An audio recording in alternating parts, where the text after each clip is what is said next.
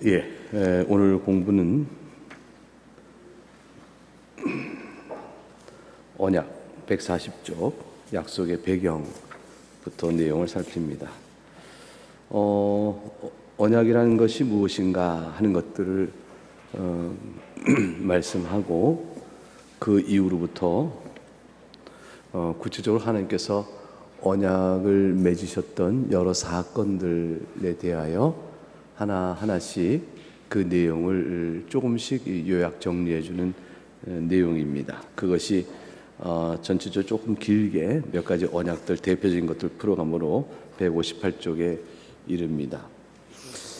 성경은 결국 어떻게 읽어야 될 것이냐. 성경은 하나님 주신 언약의 여러 사건들이 있음에 그 사건들 하나하나를 하나님 왜 주셨는가, 그 언약을 통해 무엇을 더 드러내시는가, 그것들을 살피면서 결국 언약의 모든 것들의 초점은 그리스도에게 향하므로 예수 그리스도 안에서 성삼위 하나님께서 행하신 일, 그의 백성을 대하여 그것을 언약이라는 틀로 살펴가는 것이죠. 그래서 성경을 언약 신학적으로 읽는다라는 것과 그 다음에 성경을 예수 그리스도 중심적으로 읽는다는 것과 성경을 삼일째 하나님께서 그의 백성을 향하여 행하시는 은혜의 사역의 관점에서 읽는다는 것은 결국은 형식은 달리 말하고 있지만 내용적으로는 같은 것이 되어집니다.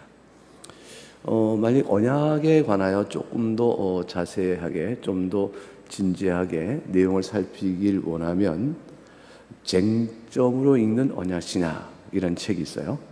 쟁점으로 읽는 언약신약. 무슨 뜻이냐면 결국 그 제목 그대로 언약과 관련하여 학자들 가운데 신학적인 구축에 있어서 어떻게 언약을 봐야 하는 것인가에 논쟁들이 있었다는 것이죠. 그 논쟁들을 쟁점별로 정리해서 주요 개혁파의 언약 신학자들의 주장을 정리해 놓은 책이 있어요. 이제 우리 합동신학대원의 역사 분과의 안상혁 교수님 다음 주에 이 강단에서 말씀을 주실 것인데, 그때 쟁점 있는 언약 신약에 관한 책을 저술을 하셨어요. 그 책을 보게 되면 흥미롭게 언약 신약에 대한 구조를 다 파악할 수 있는 수준에 이르게 됩니다. 그 책 한 권으로 다 끝나요. 그거 보면 이 정도 얘기가 됐구나 하는 사실을 알 수가 있습니다. 그 다음에 이제 저희가 예전에 정견이 공부했던 책이 있는데 그 책 제목은 갑자기 생각이 안 나네요. 그거 공부한 게 한 5년 전인가 7년 전인가 아마 7년 전쯤 된 것 같아요. 그 책이 하나님의 나라, 하나님 나라와 언약에 관한 내용이고 할례와 세례에 관한 내용으로 정리된 책인데 그 책은 교회에 여러 여분이 있어요. 그래서 그거를 예전 7년 전에 나그네 교회에 속해 멤버들은 다 공부했는데 그 이후에는 공부가 이제 안 했는데 나중에 기회가 되면 다시 책을 꺼내서 공부 좀 하도록 하죠. 그게 아마 인터넷은 없는 것 같아요. 그 공부해 나갔을 때. 자, 그럼 오늘은 이제 약속의 배경이라는 이 내용은 언약이라는 것이 이제 구약에 나오는데 고대 근동 지방도 언약 체결을 했었다. 그런데 이제 그 언약 체결의 방식이 이제 141쪽에 가게 되면 종주국과 그 밑에 이제 종속되어진 피지배국들 사이에 언약을 맺게 되잖아요. 그래서 141쪽의 언약의 구조를 좀 일반적인 언약 의식을 통해서 설명하는 부분이 있습니다. 그래서 위에서 넷째 줄 보게 되면 조약을 맺는다. 그래서 더 큰 나라 왕들에게 도움을 구하고 큰 나라는 작은 나라에게 도움을 주며 그 큰 나라를 주인으로 섬기는 주종의 관계가 되는데, 이때 언약을 체결하는데 그 의식의 내용은 이렇게 됐다. 작은 나라의 왕은 동물을 둘로 쪼개 그 사이를 지나가야 했다. 이거 어디서 본 거죠? 창세기 보게 되면 하나님께서 아브라함이 동물 희생제물을 둘로 쪼개고 놓고 잠든 사이에 하나님께서 횃불 모양으로 쭉 환상 중에 동물 사이를 지나가십니다. 그런 내용이 나오게 되는데 바로 그것은 사실은 약속하는 작은 나라가 당신을 주인으로 섬기겠습니다라는 조약을 맺으면서 동물을 둘로 쪼갠 사이를 진행하는 의식은 내가 언약을 어기게 되면 이 동물이 죽임을 당한 것처럼 나도 똑같이 죽임을 당할 것입니다라는 것을 상징하는 행위였어요. 그런데 이제 아브라함에게 나타나서 하나님께서 그 언약을 맺으실 때는 하나님께서 그 안을 지나가셔요. 그것은 뭐냐면 하나님께서 이 언약적 의미를 그대로 반영해서 해석해 보게 되면 내가 내 언약을 아브라함과 맺으니 이 언약은 반드시 이루어질 것이요 이 언약이 이루어지지 않을진데 그것은 곧 하나님께서는 있을 수 없는 일, 죽음을 의미하는 거죠. 그러니까 하나님께서는 죽음이 있을 수 없기 때문에 절대적인 신뢰와 신실한 약속을 그 상징성으로 보여준 것입니다. 그러므로 하나님께서 아브라함과 맺으신 언약과 그 이후의 모든 언약은 다 하나님의 절대 신실성에 기초합니다. 반드시 이루어집니다. 그리고 이제 왕은 명령을 하죠. 그에게 이걸 지키라 하고 조건과 명령을 제시하고 그걸 순종하면 복받고 불순종하면 저주를 받는다는 상벌 규정, 생션을 열거하게 되어집니다. 이 상벌 규정에 따라서 조약이 체결되어지면 각각 조약의 사본을 두 나라가 하나씩 나누어 가서 신성한 곳에 보관하고 필요할 때 조약문을 들어서 너희가 어떻게 안 지키느냐 이렇게 되겠습니다. 결국 이 조약의 실질적인 성립은 이와 같이 의식을 통해 이루어지지만 실제적으로 이게 진행될 수 있느냐는 것은 큰 나라 종주국의 의지에 달렸어요. 종주국이 조약을 이게 무슨 소용이냐라고 말함으로 내가 너를 지키고 보호하겠다는 약속을 헌책 버려버리고 삼켜버리거나 다른 나라가 침범했을 때 몰라라 하거나 이래버리면 그 조약은 무용지물이죠. 근데 작은 나라가 이 조약을 어길 수가 없어요. 어기면 당장 상벌 규정에서 벌이 내려지니까. 그러니까 변덕스러운 강한 나라의 불성실함이 조약을 무효화시켜요. 결국은 거기에 실제적인데 하나님과 우리가 맺은 언약은 어떠냐? 이게 초점이 되는 거죠. 세상에 이 언약 의식이 갖고 있는 것과 그것을 비슷하게 성경 속 언약의 약속이 주어지지만 큰 차이가 있는 게 하나님께서는 자신의 이름으로 언약을 맺으셔요. 그 맺는 언약은 절대로 변개치 아니하시고 신실하시며 항상 온전하게 이루어집니다. 그의 능력과 신실함과 지혜 가운데서 반드시 이루어지죠. 아브라함은 그것을 학습해야 됐어요. 아브라함은 지체되는 것 같은 자기 생각에 하나님께서 어째 아들을 주지 아니하시나이까라는 하나님 약속의 지체와 같이 하나님이 더디 느리시는가? 어째 잊으셨는가? 아니면 하실 능력이 없으신가? 내 나이 벌써 얼만데? 란 등등의 인간편에서 하나님에 대한 끊임없는 회의와 의문과 그 불신앙적인 태도가 계속 나올 수 있거든요. 하나님께 지체하신 것 같아서 못하시는 것 같아서 그러나 하나님께서는 절대 신실하시고 전능하시고 하시기 때문에 때를 이루십니다. 결국은 아브라함이 그 약속을 믿고 나가는 데까지 훈련을 받아요. 나중에 믿음의 의롭다함을 받고 그러나 믿음 이후에도 여전히 또 아브라함은 인간이 그래요. 믿을 때는 진실하나 믿음 이후에는 기다림 속에서는 다시 또 왔다 갔다 별 생각 다 하는 게 인간이에요. 인간은 불안정합니다. 하나님께서는 마침내 죽은 자와 같은 100세 된 사라 90세의 아들을 주시는 거죠. 하나님 그렇게 하신 이유는 뭐예요? 하나님의 절대 능력과 신실함으로 이루어지는 언약의 성취를 보여주는 거거든요. 우리에게 그걸 보라는 거죠. 그렇게 하나님께서 언약을 맺으시면서 특징적인 언약 맺으신 하나님, 언약의 성격이 어떤 것인가를 계속 그 사건의 특수성을 통해서 계시를 해주셨어요. 하나님의 섭리란 다 그래요. 우리 개인에게서도 하나님 미치는 섭리는 일반적으로 누구나 똑같은 일을 당하는 게 아니고 조금 독특성을 가져요. 경우가 각각 다르니까. 나도 할 말이 있어요. 나는 이래요. 그러나 일반적 성격 같은 일반적으로 고난이다 또는 우리가 일반적으로 하나님께 상벌과 어떤 게 우리가 해석하든지 그 모든 것들은 그 자체로 끝나는 게 아니고요. 개인에게 주는 메시지가 있는 거죠.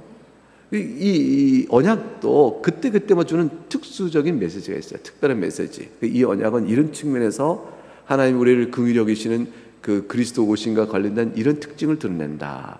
이건 이런 특징을 드러낸다. 하시면 이렇게 전체 종합적으로 예수 그리스도를 향한 언약의 다측면적인 모습을 보여주어 예수 신약에 이르러서 그리스도를 바라보며 우리가 믿어가는 데 있어서 풀이가 다 신학적 풀이가 가능하게 되어지는 것이죠. 그래서 우리가 그걸 학습하고 하나님을 또 배워가게 되어집니다. 141쪽에 아브라함 언약을 하기 전에 최초의 맺은 언약이 나옵니다. 이제 행위 언약이다. 우리가 일컬었던 거. 아담과 맺은 언약도 하나님께서 선을 알게 나무의 과실을 따먹지 말라 그러셨거든요. 이건 벌이에요. 따먹으면 죽으리라 하셨어요. 근데 복종하면 생명 얻으리라니 생명은 무엇일까요? 아담이 그 자연적으로 살아가면서 누리는 생명 그 이상의 특별한 약속의 생명이죠. 그 생명나무의 과실을 통하여 상징되고 있는 하늘의 생명이에요. 아담이 이 땅에서 창조되었을 누렸던 복된 상태이지만 그 자연적 생명을 넘어서는 하늘 생명나무로 상징되는 하늘의 생명, 그것이 바로 우리에게 있어서 예수 그리스도 말미암아 주시는 영원한 생명이죠. 이 영생은 자연적 생명이 아니에요. 하나님과 더불어 죄 없는 가운데 다시는 죄를 지을 가능성이 없는 독특하고 아름다운 복 가운데 거룩한 하나님과 살아가는 이 영적 생활의 복된 생명은 자연적 생명이 아니고요, 은혜로 주시는 선물이건데 하나님께서 그 은혜의 선물을 약속하시고 아브라함에게 순종을 조건으로 그걸 주겠다 하신 것이죠. 아브라함이 불순종했죠.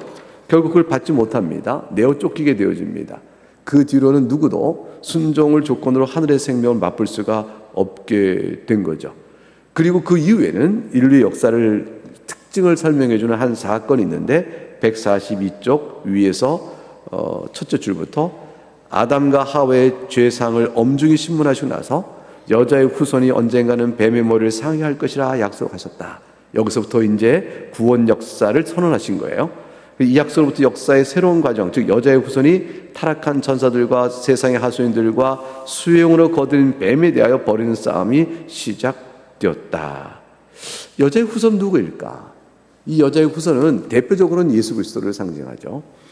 그래서 예수 그리스도가 여자의 후손이라는 말은 이미 그 속에 그리스도의 신비가 설명되어 있어요. 그것은 뭐냐면 뱀의 머리를 상하게 될 절대적 승리자로서의 그 능력을 갖고 계시고, 그리고 그분이 여자의 후손으로 오시니까 사람 가운데서 오셔요. 그러니까 그 사탄의 머리를 괴멸시키실 그리스도, 우리의 중보자신 그분께서 사람 가운데 오신다는 거예요. 사람 가운데 오시는데 그분은 하나님으로서 오셔야 하는 일이 되어지는 거죠. 그래서 여자의 후손의 말 속에는 교회를 통하여 메시아가 오시되 그분은 하나님이시다 라는 아주 독특한 의미를 갖게 되어집니다. 그것이 이제 이사야 7장 쭉 흘러서 이사야에서부터 사무엘하 7장, 이사야 이제 53장 어간에 쭉 이는 고난의 종까지 이어지고, 그 다음에 이제 요한계시록 12장에 여자가 아이를 낳는 환상의 장면 등등을 통해서 계속 예수 그리스도 오심이 실제로 하나님이시나 사람 가운데 오시는 특별성을 보여주고 있죠. 그것이 여자의 후손이에요. 이 뱀의 머리를 짓밟는 여자의 후손은 마리아가 아니고 예수님이십니다. 그리고 이제 그 여자의 후손 안에 함께 있는 그리스도 안에 선택받은 우리들이 계속 이 싸움 안에서 신앙의 인생을 우리가 살아가게 되어지는 것이죠. 이렇게 되어져서 이제 하나님의 구원의 사건이 약속되어지고 이것이 어떻게 이루어지는가 하는 것을 이제 성경을 읽으면서 보는데, 역사가 이제 시작됩니다. 역사가 이제 아담 타락 이후에 사건이 벌어지는데 바로 카인과 아벨의 내용이 나와요. 거기서 우리는 하나님의 경건한 후손과 또 사탄의 악한 영들의 사로잡힌 자들과의 영적 싸움을 보게 되어지죠. 그런데 셋의 후손들이 경건한 여호와 이름을 부르는 경건한 무리가 형성되어졌어요. 그래서 이제 아담과 하와, 그리고 이제 아벨과 카인, 그런 다음에 그 이후에 다시 하와가 아이를 낳아서 셋에 낳고 셋을 통하여 하나님의 이름을 부르는 경건한 무리가 생겼는데, 그 다음에 이 셋의 후손들이 그 세상에 있는 하나님을 부르지 않는 자들과 서로 영적으로 혼합돼 버려요. 혼합돼 버려서 결국은 창세기 6장만 넘어가게 되면요, 온 인류 가운데 여호와 이름을 부르며 믿음과 사는 자가 아무도 없다는 사실을 보여줘요. 그게 뭐냐면 마음에 생각하는 모든 것과 항상 행하는 계획이 악하다, 이렇게 말씀하심으로 인해서 전 인류의 부패성과 의를 향한 전적 무능력의 상태를 그대로 확연해 보여줍니다. 그러니까 셋의 후손들이 여호와 이름을 불렀다는 그 경건의 모습들은 그 인간에게 아무 소망이 안 되는 거예요. 결국은 그리하여 노아의 홍수를 심판하여 새롭게 하시나, 새롭게 된 이후에도 바벨탑 사건이 벌어지는 거죠.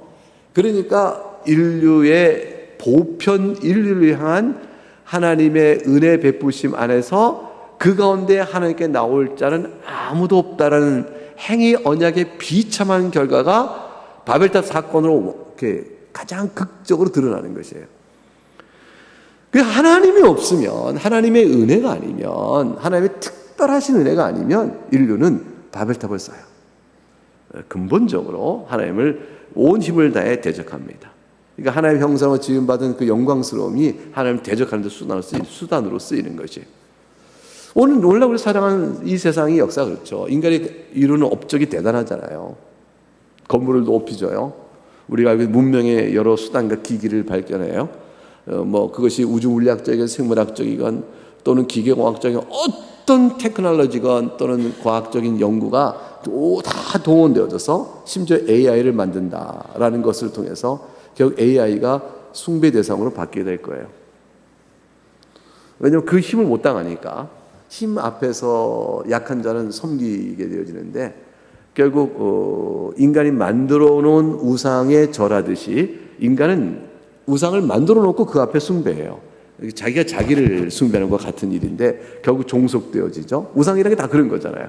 인간이 만들어 놓고 그 앞에 숭배하고 거기서 저게 종속되어지는 그런 일들을 겪듯이 이제 하이테크 안에서 AI를 만들어 놓고 결국 AI를 숭배하게 될 거예요. 이제 그 상황으로 나가게 될 겁니다. 그 가운데서 이제 인류 가운데 하나님 주신 모든, 하나님 형상 안에 주어진 모든 능력은 그리고 하나님을 대적하는 곳에 쓰여지게 될 것입니다. AI를 지배하는 자가 이제 세상의 마지막 때에 세상 전체 권력을 갖겠죠. 그 가운데서 그가 자기를 하나님이라 칭하게 될 거예요.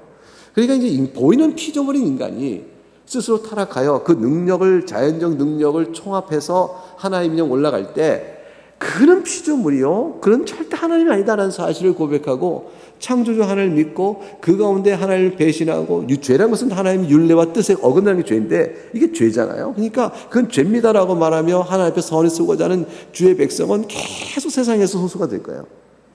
핍박과 박해가 있고 조롱과 멸시가 되어지겠죠. 아마 박탈도 있게 될 거고요. 그런 일들은 앞으로 온 장래 세상에 예상될 수 있는 상황인 거죠.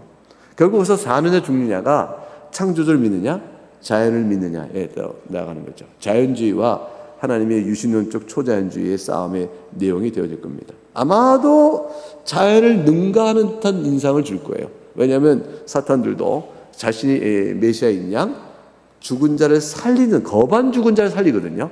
죽은 자는 못 살려요. 생명 하나님 것이기 때문에. 근데 거반 죽인 자는 살려요. 거반 죽은 자는 살릴 수 있는 능력을 보이므로 저가 바로 생명의 능력이 있는 자다라고 이제 과대적으로 해석하며 군림하게 될 겁니다. 바벨탑 사건의 창세기 11장은 바로 그 사실, 역사의 성격을 다 보여줘요. 어느 시대나 그 시대의 문명의 한계 내에서 항상 그 같은 일들이 반복되어 왔어요. 지금 하이테크의 고도의 과학적인 발전에 인해는 더 무시무시한 힘으로 그것을 능력을 보이겠죠. 그러나 당대에는 그 세계관 안에서는 항상 최고의 능력으로 하나님을 대체하는 힘을 발휘해 왔어요. 그러니까 예사는 뜻밖의 일은 아니에요. 성질은 똑같아요. 하나님께서 결국은 바벨탑 무너뜨리십니다. 왜냐하면 이제 그 가운데 구원이 없음을 아시고 하나님이 행하신 특별한 사건을 이해하세요. 그래서 보편 인류 속에서 모두를 다 무너뜨리되 그 가운데서 한 사람을 택하여 불러내십니다. 이게 아브라함이죠. 그러니까 아브라함을 택하여 부르시는 하나님의 그리고 그와 맺은 언약을 통해서 선택적 사랑을 베푸셔요. 그래서 모두가 아니라 그 중에 일부를 하나님의 주권으로 선택해 부르시는 사랑. 하나님 인간 편에서 하나님께 선택적으로 나오는 능력이 아니고 하나님께서 선택으로 불러내시는 사랑, 그 사랑의 행위를 나타내 보셔요. 그 언약, 아브라함 부르신 언약, 아브라함의 부르심이에요. 이 선택적 부르심은 사실 그 이전에 아담을 구원하실 때, 아벨을 구원하실 때 믿음의 다 조상들이죠. 그리고 셋을 불러내실 때 히브리서 11장에 나오는 모든 사람들의 이름은 아브라함 이전에 있었어요. 노아도 구원받는 사람들이죠. 하나님의 선택적이라는 사실, 그걸 보여줘요. 그러니까 아하, 이전에도 사람이 스스로 하나님 앞에 믿음으로 나오는 경건한 자들이 쭉쭉쭉 앞에 나올 때 스스로 사람이 경건한 나온 줄 알았는데 그게 아니었고, 아브라함 부름을 통해서 보여준 사건은 이전의 사람들도 하나님이 선택적으로 부르신 자들이었구나. 그런데 그때까지는 보편 인류의 죄악성을 보여주는 그 시대 안에 있었구나. 그런 것이죠. 그래서 아브라함을 이제 불러내셔요. 그 아브라함 언약부터 이제 하나님께서 다시 또 택하여 부르신 자를 향한 구원의 섭리가 어떤 것을 보여주는 역사가 전개됩니다. 그래서 142쪽에 아브라함 언약이 시작되어지는 것이죠. 그 아브라함은 이제 첫 줄에 이렇게 기록되어 있죠. 많은 세대가 흘러갔고 인간의 부패가 온 세상에 넘쳐났다. 하나님 그 홍수로 세상을 깨끗이 했다. 그러니까 부패한 인간 다 멸절시키시고 딱 노아와 노아의 가족 7사람을 남겼어요. 새로운 시작하셨죠. 그리고 자연적 재해를 통한 멸절은 하지 않겠다고 약속하셨습니다. 그런데 무지개로 그 상징성을 보였는데요. 그런데 이것은 죄로부터의 구원이 아니라 이 중요한 얘기예요. 심판의 연기를 나타내는 약속이에요. 무지개는 물론은 다시 심판하지 않겠다라는 이 심판의 연기죠. 마지막에 주께서 다시 오실 그날까지는 이 자연재로 온 인류를 쓸어버리는 그러한 심판을 하지 않으시는 거죠. 그래서 이제 생육하고 다시 번성하라고 말씀을 주셨습니다. 그런데 죄는 또 다시 확산되어 갑니다.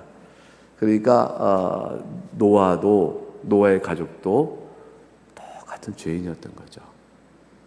그러니까 노아와 노아의 가족들로 인해서 육의 자손들이 번성해 갈수록 죄는 확산되어 바벨탑을 쌓는 데가 나옵니다. 바벨탑 쌓은 자가 누구냐? 노아의 후손들이에요. 그러니까 노아의 홍수는 심판이 무엇인가를 보여주는 하나의 모형적 사건이지만 그 심판은 사람을 바꿔내지 못해요. 심판은 지은 죄에 대한 형벌이지만 형벌로 인하여 사람이 부패성에서 하나님의 거룩으로 나가지를 않아요. 그러니까 부패한 인간이 하나님을 섬겨가는 새로운 피조물이요 새 사람의 옷을 입는 데는 형벌이 아닌 다른 무엇인가 필요하죠. 그 다른 무엇은 우리의 속사람을 바꿔내는 것.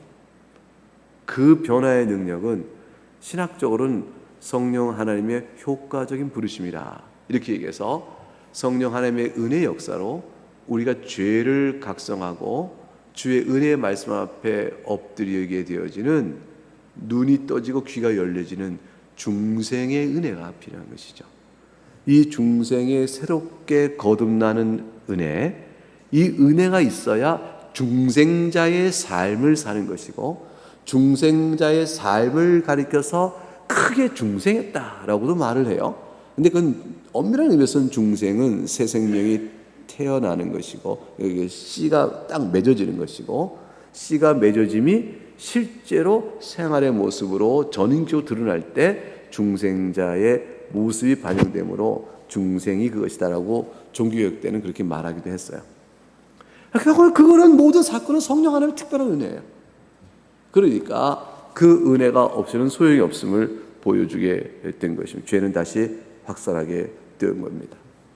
그러니까 사실 우리가 자녀를 양육할 때나 세상에서도 마찬가지예요. 우리가 이제 벌로 또는 이제 어떤 규칙을 정하고 규칙을 잘 정하면 칭찬을 해주고 규칙을 어기면 벌을 내림으로 경건의 훈련을 시킨다는 것이 그게 그 아이를 바꾸지 못하는 것이에요. 생활의 통제를 해 나가니 그 아이가 내면 안에서 변화가 없으면 억압으로 느껴질 따름이에요.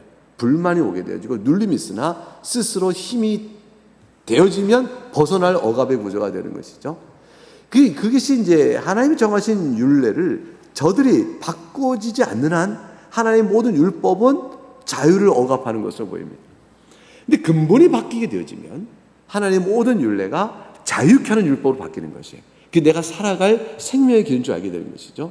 그래서 하나님의 뜻이 나를 살리는 일이냐, 하나님의 뜻이 나를 죽이느냐의 이 갈림은, 인본주의는 모든 하나님의 교훈은 억압이에요. 그러나 그리스도 안에서 자유케 된 자는 하나님의 율례야말로 내가 살아가는 생명의 길이에요. 그리고 기쁨의 길이고 그것이에요. 그것이 어긋남이 죽음이죠. 이 정반대되는 구조가 나오게 됩니다. 노아의 홍수의 심판은 다 쓸었으나 부패한 자들에게 하나님께서 바꿔내는 은혜를 특별하게 주지 아니하셨을 때 저들은 그 자체로는 스스로는 바꿔지지 않습니다. 결국 죄가 다시 확산되어져 가는 것이죠. 무서운 심판에 불구하고 소용이 없는 겁니다. 결국은 그래서 하나님께서 142줄 밑에 넷째 줄 아브라함을 우상 숭배의 가정에서 불러내 언약을 맺었습니다. 아브라함의 아버지는 우상 숭배자고 데라는 그것을 우상을 숭배했죠. 이렇게 해서 이제 우상을 숭배하는 자들로 있는 가정에서 불러내십니다. 우상을 숭배했으나 여호와 하나님을 모르는 자들은 아니었어요. 이게 특성인데, 결국은 하나님은 하나님대로 이름을 부르고 우상은 우상대로 숭배하는 문화 속에 살던 그 가정에서 끌어내 분리시키시는 것이죠. 그 불러냈습니다. 그래서 아브라함은 여호와의 부르심을 받고 나옵니다. 그의 기업을 허락하겠다 창세기 15장 말씀 주셨고, 그때 아브라함 믿었게 되어지고 한 민족이 그를 혈통을 통해서 이루게 될 것이고, 또 영적 후손이요 영원한 왕국의 백성들이 나오게 될 것이다 라는 것을 아브라함이 믿게 되었습니다. 그리고 아브라함이 잠들었을 때 아까 말씀드렸던 친히 하나님께 돌로 쪼갠 동물 사이를 지나가셨고, 홀로 맹세하시고 이 일이 이루어지면 내가 스스로 죽음을 당하리라는 상벌 규정에 대한 일을 떠맡으셨습니다. 홀로, 하나님의 전적인 홀로 하신 사건이죠. 그리고 나서 수십 년이 지난 후에 비로소 이삭을 주십니다. 그 이삭을 주신 때는 하나님이 아브라함과 사라에게는 어떤 고백이 되었겠어요? 하나님 과연 전능하시며, 웬 죽은 자 같은, 태가 이미 죽었는데 아이가 생기니까 하나님은 전능하시며 하나님은 정말 말씀을 지키는 신실한 분이시며 이 모든 걸 통하여 우리가 하나님을 믿고 나오도록 이끄시는 지혜 가운데 하신 거구나. 왜 이제야? 그런 것처럼 하나님의 지혜를 보게 되는 거죠. 지혜라는 것은 하나님의 계시 뜻을 보게 되는 거예요. 그것을 알고 난 뒤에 아브라함에게 이제 거기까지 아브라함을 훈련시키시니까 하나님께서 아브라함의 믿음을 드러내는 한 명령을 주십니다. 그게 뭐냐면 이삭을 제물로 바치라는 명령이죠. 이 명령은 아브라함이 처음 하란 땅에서 불러냈을 때 바로 아이를 주시고 명하셨다면 절대 아브라함은 불순종해요. 근데 아브라함의 불순종과 연약한 믿음을 계속 이렇게 길러 오시다가 12장부터 무려 20장까지 키워 오시는 거 아니에요. 그리고 나서 나중에 아브라함의 이삭을 제물 바치라는 명령을 주심이니까 창세기 22장에서 아브라함이 순종하는 사건이 벌어지게 되어집니다. 그동안의 아브라함의 인생 속에서 30년 가까운, 아니지 40년, 만약 이삭의 나이가 16세가 되면 70세에 부름받고 그의 근 45년 동안에 하나님과 동행하는 신앙의 훈련을 받아와요. 그리고 이삭을 주님께 말씀대로 제물로 바치는 명령에 순종하게 되어집니다.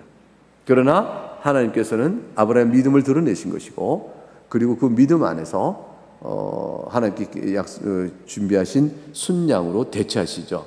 그러므로 이 아브라함의 언약적 아들의 죽음을 상징하는 그 하나님이 예비하신 어린 양이 죽게 되니까 의미가 아주 복합적이 되어지는 것이죠.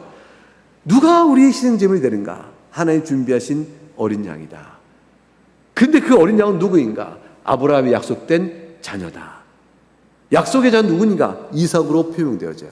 그러니까 하나님이 약속한 그 자녀가 참 자녀인데, 약속 따라오시는 자녀, 약속 따라오시는 그 아들이어야 되는데 그 하나님 준비하신 어린 양, 그리고 우리의 죄를 대속하신 희생제물, 그게 다 모아지면서 예수 그리스도 한 분으로 이어지게 되어집니다. 그러니까 사실은 아직까지는 창세기 20에서는 예수 그리스도가 직접적으로 보이지는 않죠. 다만 한 가지를 보게 돼요. 아브라함은 뭘 믿었는가? 그리스도를 믿었는가? 아니면 하나님께서 죽은 자도 살리실 것이다. 이삭을 죽여도 살리실 것이다. 약속을 지키실 것이다. 그걸 믿었는가? 아브라함의 1차적 믿음은 당장 죽은 태에서 아들을 주셨으니 이 아들을 희생제물로 바쳐도 죽여도 살릴 것이야 라는 하나님을 믿는 그 믿음이 먼저죠. 아브라함은 그걸 믿었던 거죠. 근데 뒤에 아브라함은 다 알게 됩니다. 계시의 뜻 속에서 그런데 어린 양 관계 안에서 이게 무슨 뜻일까? 뒤에 오실 나의 수많은 후손들이 하나님의 언약 백성 되어진다. 나는 아들 하나인다. 근데 어떻게 그 많은 약속이 이루어지겠는가? 믿음으로 이루어질 영적 백성. 아브라함도 그리스도 오실 것을 바라보며 기뻐했다라는 요한복음 8장의 주님의 말씀 그대로 모아질 때 아브라함은 깨닫는 것이죠. 이 약속의 자녀 어린 양이 오실 메시아를 가리키는 것이다. 이렇게 알게 되어지는 역사가 있게 되어집니다. 그러므로 그리스도 중심적인 구원의 역사가 펼쳐지게 되어집니다. 그 다음에 이제 야곱의 이삭과 야곱으로 이어지고 야곱에게 주는 환상과 언약, 다시 베델 사건이 있죠. 사다리를 오르내리는 광경을 통해서 보게 되어지고 하나님이 야곱과 언약을 다시 맺습니다. 그러니까 아브라함의 언약이요, 이삭의 언약이요, 야곱의 언약으로 확인되어 나갑니다. 그래서 3명의 족장을 통하여 이스라엘을 향한 하나님의 모든 언약이 확인되어지고 야곱의 12아들을 통해서 이스라엘 전체가 구성되어지는데 그때 요셉을 쓰게 되어집니다. 그 요셉을 통하여 하나님께 꿈을 꾸게 되어지고 애굽의 총리가 되어지고 오랜 세월을 지난 후에 저들이 가나안 땅에 이르게 되어지게 됩니다. 이 요셉의 이야기는 우리가 설교를 통해서 계속 요셉까지 살폈는데 근데 당신은 나를 헤아렸으나 하나님이 그 선을 바꾸사 오늘같이 많은 백성의 영광을 구원하게 하려 하셨습니다 라는 말씀을 통해서 하나님께서 역사 속에 그의 지혜로 이끌어 가시는 모든 것을 총괄해서 요약적으로 제시해주고 있습니다. 이 말은 명언 중에 명언이에요. 요셉의 이 말은 요셉 개인을 향한 하나님에 대한 특별 사건을 넘어서서 명언 중에 명언이에요. 당신들은 나를 헤아렸으나 하나님을 그 선으로 바꾸사 오늘같이 많은 백성의 구원을 하려 하셨나이다. 이 선을 바꾸사는 말은 로마서 8장 28절에 나와 있는 말씀과 같이 모두를 합력할 선을 이루신다는 뜻으로 모아지는데 그때 선은 개인적인 출세와 영광과 마지막에 좋은 것 그걸 넘어서는 거죠. 구속사에 있어서 끝까지 구원 역사를 이끌어가신 하나님의 목적의 성취 그게 선이고요. 그게 선이고요. 개인적으로 보게 되면 그 목적 아래서 자신이 영혼이 하나님께 속하여지는 은혜를 입게 되는 것 그게 선이에요. 그래서 범사에 우리는 하나님을 기억하며 그리스도 안에서 내게 일을 행하여 내게 주시는 교훈이 뭔가를 알게 되는 것이 합력해서 선을 주신 그 선이에요. 그래서 모든 사람은 다 선을 경험하게 됩니다. 그렇게 되어진 역사가 진행되어 갑니다. 그리고 이제 출애굽 사건이 이제 신에서 언약부터 되어지는 것이죠. 이것은 한 달 뒤에 다시 이어서 하겠습니다. 그러니까 아마 앞에 내용을 잊어버리시겠죠? 한 달 동안. 그래도 괜찮아요. 신에서 언약은 다시 또 신에서 언약은 또 모세 언약을 일컫는 부분은 여러 가지 생각할 게 많이 있기 때문에 좀 쉬었다가 하도록 하겠습니다. 여기까지 하고 기도하겠습니다.